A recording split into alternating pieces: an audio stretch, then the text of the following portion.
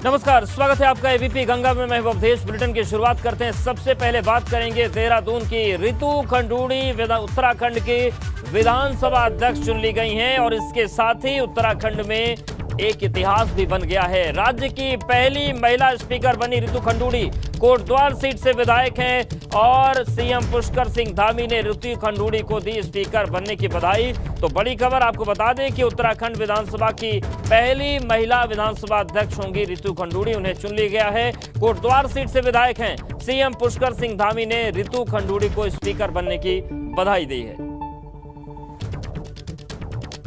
तो रितु खंडूड़ी को उत्तराखंड का विधानसभा अध्यक्ष बनाया गया है। हमारे राज्य में मातृशक्ति का योगदान हमेशा से रहा है और उत्तराखंड राज्य का आंदोलन हो या उत्तराखंड राज्य के अन्य क्रियाकलाप हों, सब में मातृशक्ति का बहुत बड़ा योगदान रहा है। आज का दिन बहुत ऐतिहासिक दिन है, जिस दिन पहली महिला स्पीकर के रूप में आज रितु भूषण खंडूड़ी जी निर्वाचित हुई हैं। उनके नेतृत्व में निश्चित रूप से मातृशक्ति, नौजवान शक्ति और उत्तराखंड के हर क्षेत्र में सभी को आए हुए हमारे जितने भी सदस्य हैं उनको सबको एक मौका मिलेगा, सबको काम करने का अवसर मिलेगा। वो सदन को अच्छा चलाएंगे, समसामयिक विषयों पर चर्चा करवाएंगे। हम उनको बहुत शुभकामनाएं देते हैं कि उनके नेतृत्व में विधानसभा हमारा एक नया इतिहास लिखेगी। और देहरादून से हमारे सहयोगी पंकज राणा जुड़ गए हैं। पंकज, एबीपी गंगा ने सबसे पहले दर्शकों को बताया था कि रितु खंडूड़ी ही विधानसभा अध्यक्ष होंगी। उन्हें चुन लिया गया है और एक ये इतिहास भी गढ़ दिया उत्तराखंड ने, क्योंकि पहली महिला विधानसभा अध्यक्ष रितु खंडूड़ी होने जा रही। बिल्कुल अवधेश, देखिए एबीपी गंगा ने जिस दिन शपथ ग्रहण समारोह था उसी दिन रितु खंडूड़ी को अध्यक्ष बनने की बात कही थी और वो सही भी साबित हुई है। और यहाँ देहरादून के विधानसभा परिसर में उनके निर्विरोध चुनने की घोषणा कर दी गई है। प्रोटेम स्पीकर जो बंशीधर भगत बनाए गए थे, उन्होंने सदन के भीतर से रितु खंडूड़ी को के निर्वाचन की घोषणा की है और अभी वो पीठ पर मौजूद है। मुख्यमंत्री पुष्कर सिंह धामी, कैबिनेट के तमाम सदस्य, विधायक और विपक्ष के तमाम नेता इसमें मौजूद रहे हैं। और इसमें खास बात ये रही क्योंकि देखिए पहली महिला स्पीकर उत्तराखंड की बनी है और महिलाओं के सम्मान को बढ़ाते हुए भाजपा ने एक बड़ा कदम उठाया है। और ये सीधे तौर पर हम इस रूप में भी देख सकते हैं 2024 में जो लोकसभा के चुनाव आ रहे हैं उसके लिहाज से भी इसे काफ़ी महत्वपूर्ण माना जा रहा है। और विधानसभा का क्योंकि जो पद होता है ये संवैधानिक पद होता है और सबसे महत्वपूर्ण विधानसभा सत्र के दौरान होता है, हर लिहाज से एक महत्वपूर्ण पद है। इसमें पक्ष और विपक्ष को साथ लेकर चलना अध्यक्ष के लिए बड़ी महत्वपूर्ण जिम्मेदारी होती है। तमाम नियमों के तहत तमाम सदन की कार्रवाई को आगे बढ़ाया जाता है। 29 तारीख से विधानसभा सत्र की कार्रवाई भी शुरू होने जा रही है। तो पहला विधानसभा सत्र की कार्रवाई उनके पीठ पर बैठकर पहली बार ये सदन की कार्रवाई को सुचारू करेंगी। तो अब देखना होगा किस तरह से वो सदन की कार्रवाई को आगे लेके जाती है। लेकिन इतना जरूर कहा जा सकता है कि भाजपा ने महिलाओं के सम्मान के लिए और वो विधानसभा को चलाएंगे। शुक्रिया पंकज आपका जानकारी को देने के लिए, अपडेट्स को देने के लिए। अब बात करते हैं उत्तराखंड विधानसभा के सत्र की तारीख तय हो गई। 29 मार्च से विधानसभा का पहला सत्र शुरू होगा। 29 मार्च को उत्तराखंड की 5वीं विधानसभा के पहले सत्र की शुरुआत होगी। विधानसभा का सत्र 29 मार्च से 31 मार्च तक चलेगा। विधानसभा सत्र की शुरुआत राज्यपाल गुरमीत सिंह के अभिभाषण से होगी और इस बार विधानसभा में सदन के पटल पर 21,000 करोड़ का लेखानुदान रखा जाएगा।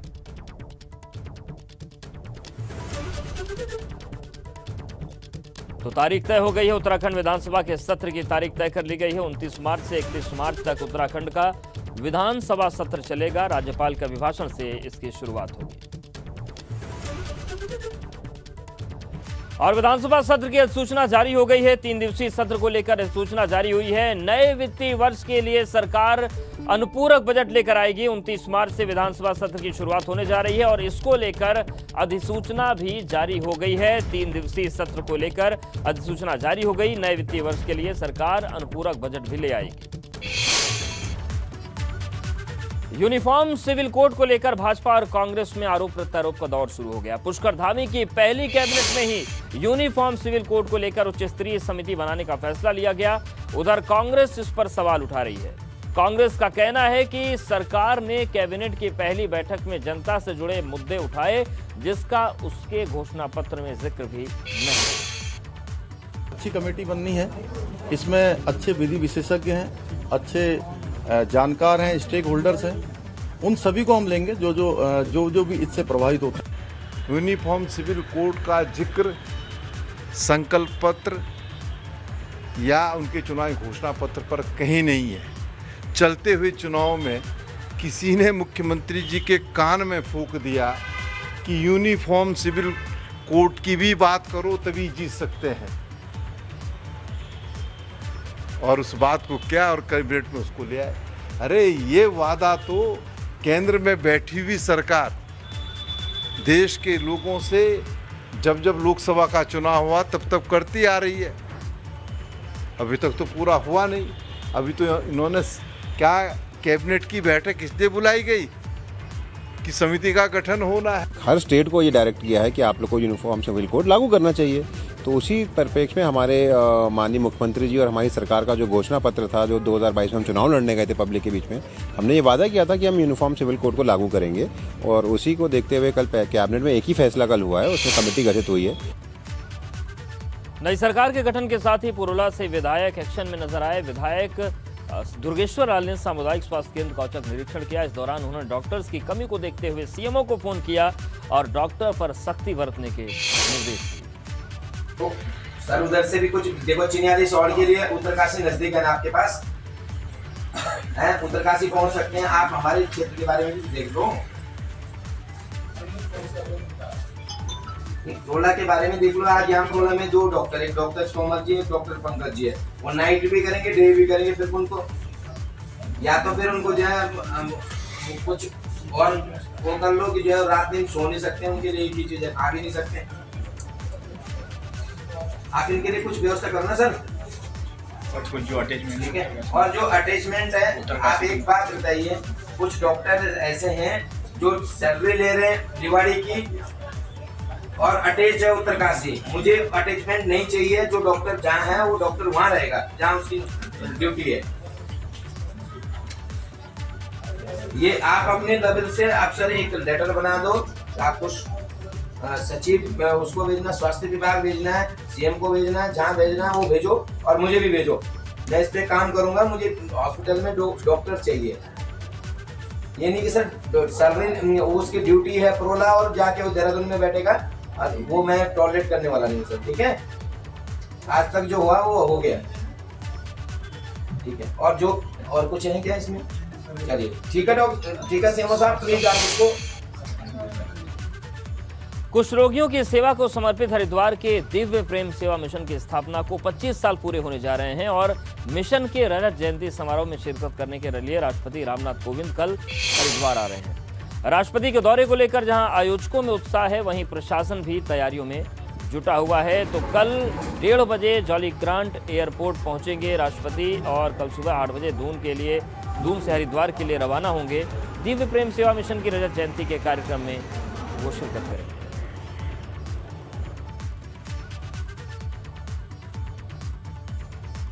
22 तारीख को आने का कार्यक्रम है दिव्य प्रेम सेवा मिशन में, और उसकी तैयारियां लगभग पूरी हो गई हैं। आज उसी सिलसिले में हम हमारे एसएसपी साहब और पूरी हमारी प्रशासनिक और पुलिस अधिकारियों की टीम आई थी। हम लोगों उनके स्टार्टिंग पॉइंट से लेकर जहाँ पर कार्यक्रम होना है सारे रूट को, सारी व्यवस्थाओं को हमने देखा है। सारी व्यवस्थाएं चाक चौबंद हैं। और बड़ी खबर उत्तरकाशी से है। गर्मी बढ़ते ही जंगल सुलगने लगे हैं। सेम मुखेम रेंज में जंगलों में आग लग गई है। महीने भर से रुक कर आग लगी हुई है, लेकिन अभी तक वन विभाग इसे बुझाने में नाकाम साबित हुआ है, और ये एक बड़ी चुनौती है। तमाम योजनाएं बनती हैं, विभाग अलर्ट पर रहते हैं गर्मी का सीजन आते ही, लेकिन उत्तरकाशी की जो सेम मुखेम रेंज है वहां पर जंगलों में आग लगी हुई है। आग ये महीने भर से धधक रही है, धीरे धीरे बढ़ रही है, लेकिन फिलहाल वन विभाग इसे बुझा नहीं पाया है। और विधानसभा अध्यक्ष चुनी गई है रितु खंडूड़ी, उस पर रेखा आर्य कुछ बोल रही। प्रतिफल है कि हमारी पार्टी ने महिलाओं को सम्मान देने की दिशा में एक बहुत ही महत्वपूर्ण कदम उठाया, और उत्तराखंड की विधानसभा की अध्यक्ष के रूप में श्रीमती रितु खंडूड़ी जी को जो है आज निर्वाचित किया। हम सब लोग प्रस्तावक और समर्थक के रूप में उनका हम लोगों ने सहयोग किया। मैं आज उनको बहुत बधाई देती हूँ। आज उत्तराखंड के इतिहास में ऐतिहासिक दिन भी है, आज महिलाओं के सम्मान का दिन भी है, और आज मैं गर्व से कह सकती हूँ कि भारतीय जनता पार्टी में जितना सम्मान महिलाओं का होता है उससे कहीं ज़्यादा, मैं कह सकती हूँ कहीं ऐसी कोई दूसरा दल नहीं है जहाँ उनका सम्मान इतना होता हो। तो मैं बहुत धन्यवाद, बहुत आभार व्यक्त करती हूँ भारतीय जनता पार्टी का कि लगातार, चाहे वो कैबिनेट में हो, चाहे संगठन में हो, चाहे वो विधानसभा के अध्यक्ष के रूप में हो, भारतीय जनता पार्टी महिलाओं को आगे बढ़ाने का काम करती है। धन्यवाद।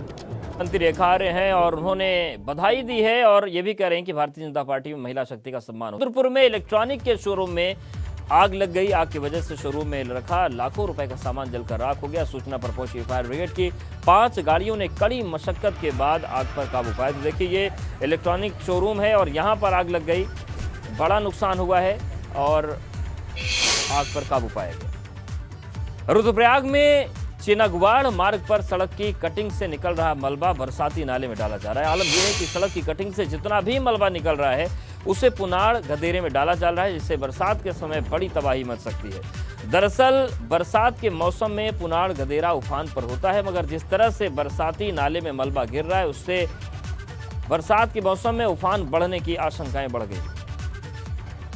जरूर खतरा पैदा तो हो ही गया साहब। जो यहाँ इतने बड़े बड़े जो है पेड़ हैं, ये पेड़ जो है कहीं लग जाएंगे तो हमारे खेत में, हमारे यहाँ भी खेत भी हैं, यहाँ हमारे मकान भी हैं, खेत हैं, मकान हैं, इनके लिए भी बहुत बड़ा खतरा है। यहाँ जो है दुनिया भर के पेड़ गिरे हुए हैं।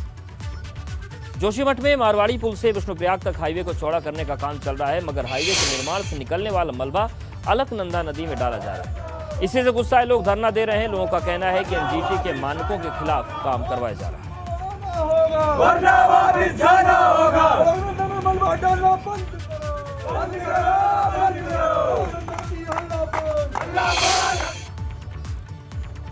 केदारनाथ धाम के कपाट 6 मई को खुलेंगे। कपाट खुलने में समय कम बचा है, लिहाजा केदार पैदल मार्ग से बर्फ हटाने का काम जारी है।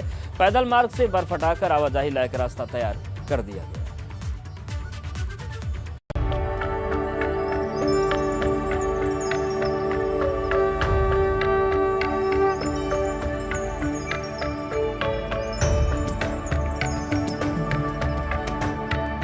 बाबा शिव का धाम केदारनाथ, जिसकी यात्रा की इच्छा हर हिंदू को होती है। 6 मई को केदारनाथ धाम के कपाट खुलने जा रहे हैं, जिसकी तैयारियां जोर शोर से चल रही हैं। केदार यात्रा के पैदल मार्ग से बर्फ हटाई जा रही है। ये तस्वीर केदारनाथ पैदल मार्ग की है, जहां बर्फ को काटकर आवाजाही के लिए रास्ता तैयार किया है। 150 मजदूर बर्फ हटाने के लिए काम में जुटे हुए हैं। भीमबली से केदारपुरी तक 10 किलोमीटर के रास्ते से बर्फ हटाकर एक सकरा रास्ता तैयार किया है। तापमान बढ़ने पर यह बर्फ पिघलना शुरू होगी, जिसके बाद रास्ता और चौड़ा हो जाएगा। हालांकि केदारपुरी के रास्तों और मंदिर के सामने से बर्फ हटना अभी बाकी है। इसे भी अगले कुछ रोज में साफ कर दिया जाएगा। प्रशासन की कोशिश है कि यात्रा शुरू होने से पहले रास्ते पर जमी बर्फ पूरी तरह से साफ हो जाए, ताकि केदार यात्रा पर आने वाले श्रद्धालुओं को कोई परेशानी न हो। एबीपी गंगा के लिए रुद्रप्रयाग से रोहित डिमरी की रिपोर्ट। और अब बात करते हैं रुड़की की, जहां के पिरान कलियर में सूटकेस में मिली युवती की लाश के मामले में पुलिस ने खुलासा कर दिया है। पुलिस का कहना है कि आरोपी युवक का युवती के साथ प्रेम प्रसंग चल रहा था। आरोपी युवक ने योजना के तहत युवती को पिरान कलियर के गेस्ट हाउस में बुलाकर उसकी हत्या कर दी। फिर आरोपी ने शव को सूटकेस में पैक कर ठिकाने लगाने के लिए कोशिश की, लेकिन गेस्ट हाउस संचालक ने उसे रोक दिया। अगर आप कुमाऊं के पहाड़ी इलाकों में घूमने का प्लान कर रहे हैं तो आपको परेशानी का सामना करना पड़ सकता है। हल्द्वानी में काठगोदाम स्थित कलसिया पुल का निर्माण होने से समय लगेगा। 26 मार्च से कलसिया पुल के निर्माण काम तेजी आएगी, जिस वजह से पहाड़ों की तरफ जाने वाले वाहनों के लिए रूट डाइवर्ट किया गया है। कुमाऊं जाने वाले सारे वाहनों को अब काला ढूंगी होते हुए अल्मोड़ा जाना होगा। हल्द्वानी शहर में अतिक्रमण के खिलाफ चलाए जा रहे प्रशासन के अभियान का विरोध हो रहा है। कांग्रेस कार्यकर्ताओं ने नगर निगम के खिलाफ पुतला जलाकर प्रदर्शन किया। कांग्रेस कार्यकर्ताओं का कहना है कि विधानसभा चुनाव में भाजपा को हार मिली है, लिहाजा अब सरकार उसका बदला ले रही है। वही बोर्ड परीक्षा को लेकर पौड़ी की तैयारियां पूरी हो गई हैं। परीक्षा को शांतिपूर्ण ढंग से संपन्न कराने के लिए प्रशासन की तरफ से कमर कस ली गई। बोर्ड की परीक्षा 28 मार्च से शुरू होकर 29 अप्रैल तक आयोजित होगी। कॉर्बेट नेशनल पार्क में हॉक डियर की संख्या कम हो रही है, जिससे पार्क प्रशासन की चिंता बढ़ गई। हॉक डियर की संख्या बढ़ाने के लिए इनके अनुकूल रहने की स्थितियां तैयार हो रही हैं। कॉर्बेट पार्क में 1977 में हॉक डियर की संख्या 1125 थी, वहीं 2000 में इनकी संख्या घटकर 294 बची। 1 अप्रैल को गंगोत्री नेशनल पार्क को पर्यटकों के लिए खोल दिया जाएगा, जिसके लिए पार्क प्रशासन की तरफ से तैयारियां तेज हो गई हैं। कोरोना की वजह से पिछले 2 साल से पर्यटक स्थल सही से नहीं खुल पाए, जिस वजह से पर्यटन कारोबारी हैं वो मायूस हैं, मगर इस बार उम्मीद है कि पर्यटन कारोबार पटरी पर लौटेगा। वहीं धारचूला तहसील की दारमा घाटी को चिमाली क्षेत्र को जाने वाली सड़क बंद है। सड़क खोलने की मांग को लेकर दारमा क्षेत्र के ग्रामीणों ने डीएम के सामने अपनी समस्याएं रखी। ग्रामीणों का कहना है कि सर्दी के मौसम में वो अपने घर खाली कर निचले इलाकों में लौट आए।